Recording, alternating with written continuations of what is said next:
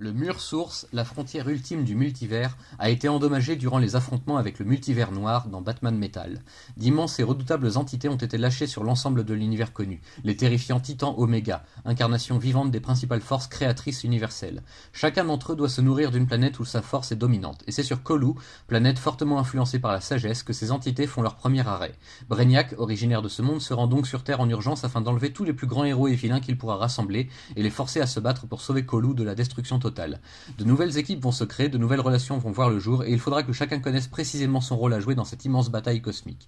Si Colu est condamné dès l'instant où Brainiac tombe, la Terre sera la prochaine étape des Titans Oméga. Les règles sont simples. Amener les 4 forces primales à égalité afin qu'aucun des Titans ne puisse prendre le dessus sur les autres et consumer la planète. Plus facile à dire qu'à faire, mais nos nouveaux partenaires, héros comme vilains, vont rapidement comprendre que la survie de tout un ensemble de mondes prévaut sur leur méfiance première. Pour le meilleur et pour le pire, l'univers tel qu'on le connaît a changé et il faudra donc s'adapter en conséquence. De nouvelles ligues de justice vont ainsi être formées dans le feu de l'action, afin d'affronter un avenir incertain qui attend notre plan d'existence. Ça y est, c'est parti, le point de départ des nouvelles séries Justice League et Justice League Dark est dans cet album One Shot qui introduit de nouvelles et terribles menaces, mais aussi et surtout de nouvelles équipes qu'on aime ou qu'on n'aime pas, c'est à vous de voir. Si je n'ai jamais vraiment eu de mal avec le scénario de Scott Snyder, James Tynion Ford et Joshua Williamson, j'ai été mis en déroute par moments à cause des dessins dont la qualité varie énormément d'un chapitre à l'autre et surtout d'un artiste à l'autre. Beaucoup de différences visuelles et graphiques qui selon moi gênent un peu le suivi de l'histoire et des différentes actions menées par nos personnages, et ça frise parfois le moche, il faut bien le dire.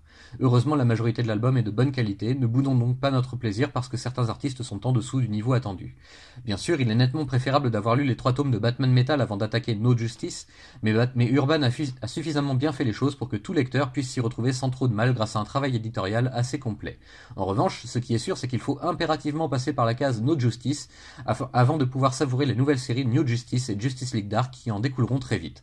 Wait and see, comme on dit, le futur proche de l'univers d'ici risque d'être pas mal chamboulé par ces événements et leurs conséquences plus ou moins directes. Soyez aux aguets.